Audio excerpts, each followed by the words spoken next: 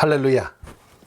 오늘은 제5복 요한계시록 20장 6절의 말씀을 가지고 믿음은 절대적 신뢰입니다 라는 제목으로 우리 같이 은혜를 나누겠습니다.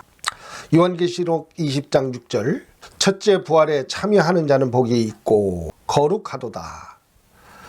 둘째 사망이 그들을 다스리게 하는 권세가 없고 도리어 그들이 하나님과 그리스도의 제사장이 되어 1000년 동안 그리스도와 더불어 왕노릇하리라. 이 절대적인 신뢰, 페포이 데시스라는 그런 단어인데 신뢰, 확신을 나타내고 있습니다. 믿음은 절대적인 신뢰다. 이것은 확신, 오로지 확신에서만 나온다는 것입니다. 제2복에서는 믿음은 순종하는 것입니다 하는 제목으로 말씀드렸던 적이 있어요. 거기에 성도의 죽음에 관한 것이 나옵니다.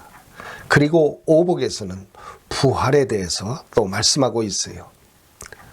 여러분, 이 순종이라는 것은 우리가 잘 하나님의 뜻을 이해할 수 있고 알아서도 그 순종할 수 있지만 또 때로는 이해하지 못해도 하나님이 원하시고 바라시고 뜻하시는 바이기 때문에 따라서 할 수 있는 그런 마음의 자세가 순종이라는 것입니다.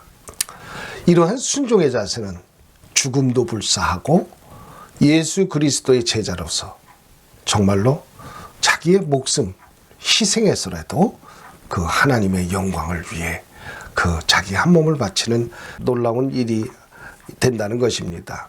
2복과 5복 이 내용의 차이 속에 나타나는 것이 무엇입니까? 순종이라는 그 단어를 통해서 우리는 하나님 앞에 나갈 때 그 순종이라는 것이 죽음에 이를 때는 죽음까지 이르는 그런 관점으로 우리가 다가설 때는 여러분 거기에는 절대적인 신뢰가 바탕이 돼야 된다는 것입니다. 그래서 순종이 업그레이드 된 것이 절대적인 신뢰, 확신이라는 것입니다. 이 오복서부터는 증인의 삶으로 살아갈 수 있는 것입니다. 그래서 확신을 갖기 때문에 누가 만나도 어떤 사람을 대해도 자기가 믿는 신앙, 자기가 따르는 예수 그리스도, 하나님이 하신 일에 관해서 자신 있게 설명하고 나타내고 보여줄 수 있다는 것입니다. 그래서 우리가 이 예수 그리스도 안에서 부활을 꿈꾸고 또 그 부활을 이루고자 하는 사람들이 성경에서는 복이 있음을 성경에서 나타내고 말씀하고 계십니다. 요한계시록 20장 6절에 보면은 첫째 부활에 참여하는 자는 복이 있고 거룩하도다. 둘째 사망이 그들을 다스리게 하는 권세가 없고 도리어 그들이 하나님과 그리스도의 제사장이 되어 1000년 동안 그리스도와 더불어 왕노릇하리라. 이와 같이 말씀하고 계세요. 아직 최종적인 심판은 이르지 않은 단계지만 그들은 이미 예수 그리스도 안에서 부활되고 그 예수 그리스도와 더불어 하나님의 제사장이 되어서 하나님 앞에 선 것을 성경에서 말씀하고 계십니다. 우리들이 예수 그리스도를 증거하는 증인의 삶, 이제는 확신을 가졌기 때문에 그 누구를 만나도 자신 있게 하나님을 증거할 수 있는 그런 증인의 사람들이 되는 것입니다. 이 특별히 요한계시록의 말씀을 보면은 이 요한계시록에 수신자가 있습니다. 그 수신자는 다름 아닌 그 성경 앞에 나오지요. 소아시아 지역에 있는 7교회, 그 7교회에 주신 말씀입니다. 그 7교회에 주신 말씀 중에서도 요한계시록 2장 7절에 보면 에베소 교회에 주신 말씀의 내용들이 쭉 나오고 있습니다. 그런데 여기에 또 놀라운 사실이 하나가 나타나고 있어요. 그것이 뭐냐면 낙원을 말씀하시면서 생명나무가 회복되는 그런 놀라운 일에 관해서 말씀하고 계시는 것을 볼 수가 있어요. 여러분, 첫사랑을 잃은 자에게 첫사랑을 다시 회복할 것을 하나님께서 말씀하시면서 그들에게 다시 생명나무에 대해서 회복되는 그런 놀라운 역사를 갖다가 나타내고 말씀하고 계신다는 것입니다. 여러분, 우리가 신앙생활을 하면서 때때로 여러 가지 난관과 어려움에 부딪힐 때가 있어요. 우리는 올바르게 믿고 있다, 올바르게 알고 있다, 느끼고 있다 그러고서 가고 있는데 실상 어느 시점에 와서 봤을 때 미아처럼 그 어디로 가야 될지 방향을 잃고 헤매는 그런 일들이 발생하게 됩니다. 그럴 때마다 우리 하나님께서는 우리들의 첫사랑을 기억하게 하십니다. 그래서 그 사랑을 사모하게 하고 그 은혜를 쫓아서 다시금 새 힘을 갖고 하나님 앞에 설 것을 하나님은 우리들에게 권고하고 말씀하고 계신다는 것입니다. 특별히 이 20장 전에 보면은 요한계시록 19장에 11절부터 16절에 보면은 백마를 타고 오시는 주님, 심판받는 적 그리스도에 대해서 말씀하고 있어요. 그리고 20장으로 넘어가서 놀라운 말씀이 나옵니다. 요한계시록 20장 3절에 무슨 말씀이 있습니까? 무저갱에 던져 넣어 잠그고 그 위에 임봉하여 천년이 차도록 다시는 만국을 미혹하지 못하게 하였는데 그 후에는 반드시 잠깐 노일이라, 이렇게 말씀하세요. 상당히 놀랍지 않습니까? 이 타락한 천사 루시퍼를 하나님께서는 무적에게 천년 동안 감금해 두셨어요. 그런데 그 천년 왕국이 있을 때 하나님께서는 그를 잠시 동안 풀어놓으신다는 거예요. 여러분, 왜일까? 여러분 생각해 보시기 바랍니다. 오늘 제가 드리고 싶은 말씀은 적그리스도와 사탄입니다. 타락한 천사입니다. 많은 사람들이 혼동하기 굉장히 쉽죠. 적그리스도가 사탄이고 사탄이 적그리스도도 그렇게 나타나고 있는 것으로 생각하시는 분들이 있습니다. 여러분, 그런데 성경은 분명히 갈라서 말씀드리죠. 천년 동안 갇혀 있었다, 이렇게 성경은 무저갱에 갇혀 있는 사탄에 대해서 나타내고 말씀하고 있는 것을 볼 수가 있어요. 그것도 임봉하고 잡혀 있는 자를 다시 풀어놓는다는 것입니다. 여러분, 적그리스도는 사탄이 아닙니다. 다시 말해서 타락한 천사, 한 천국에서 타락한 천사가 아니라는 것입니다.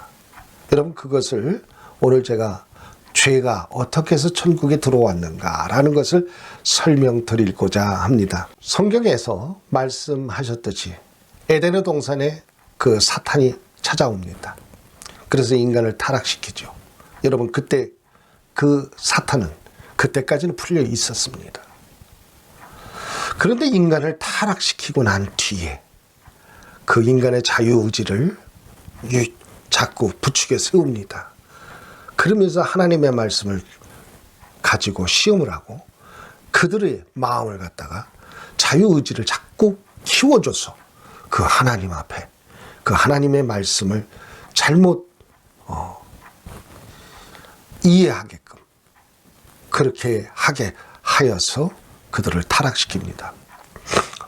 이 사탄이 계속적으로 하나님의 유업, 하나님의 형상과 모양으로 지음받은 인간들을 보면서 그 하나님의 사람들을 타락시키기로 작정하고 그 못된 행위를 벌이게 됩니다.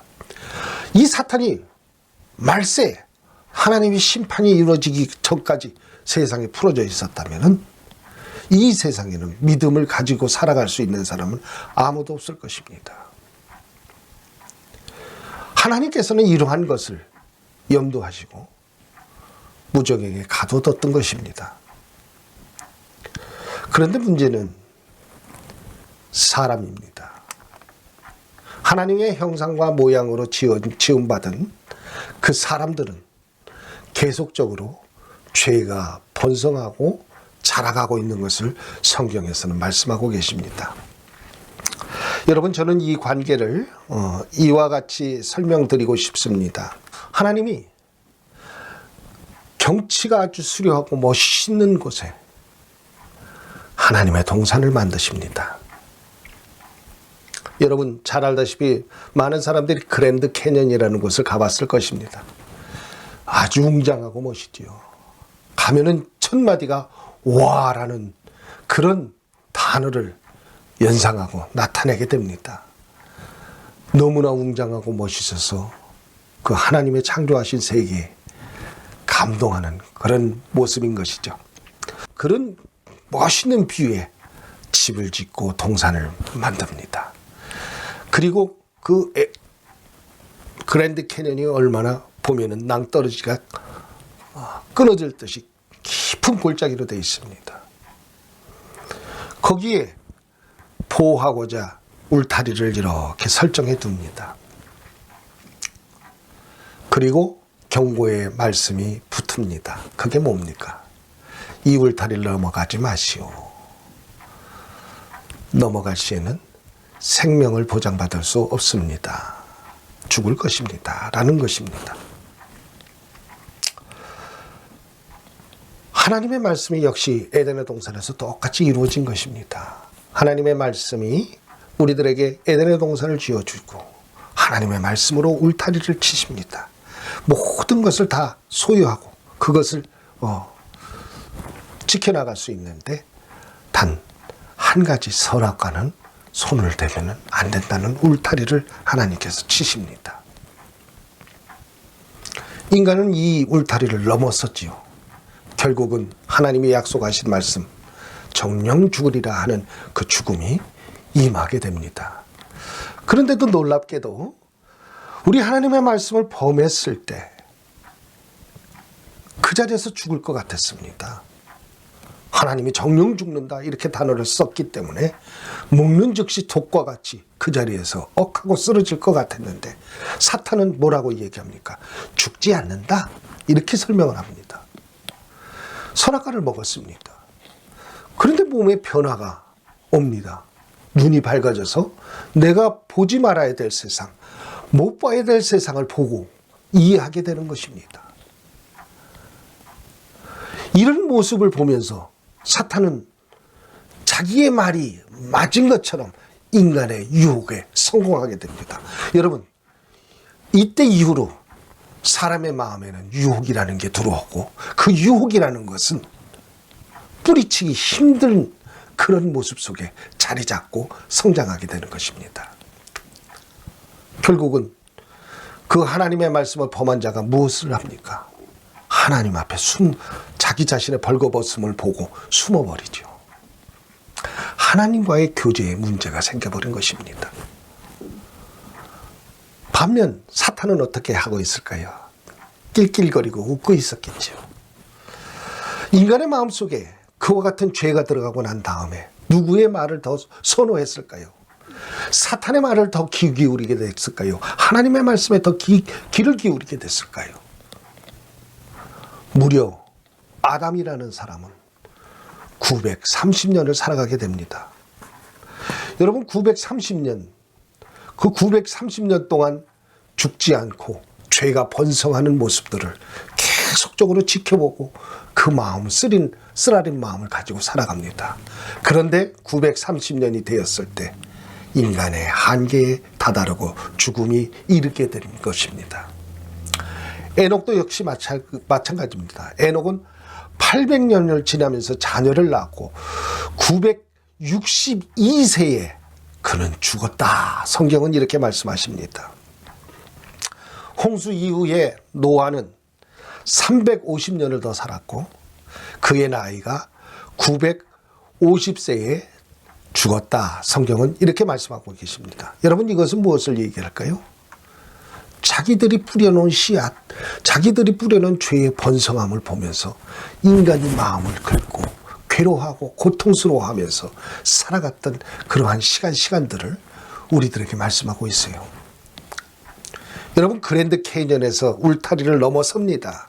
넘어서는 순간에 그 낭떠러지로 인간은 떨어지게 됩니다. 곤두박질을 하는데요. 그 떨어지는 시간이 어떤 이는 930년을, 어떤 이는 962년을, 어떤 이는 950년 동안을 무려 그 엄청난 낭떠러지에서 떨어지고 있었다는 것입니다. 여러분 이 오랜 우리가 살아가면서 지금 인간이 100세를 산다고 그랬죠. 이 100세를 살아가면서 100년 동안 여러분 무엇을 생각하십니까? 우리들의 인간의 죽음이 앞에 있다는 것을 알고 인간은 죽을 수밖에 없는 존재라는 것을 알고 여러분은 무엇을 생각하고 무엇을 바라며 무엇을 하고 살아가고 있습니까? 여러분은 그 죽음에서 자신을 건져내기 위해서 무엇을 하고 있습니까?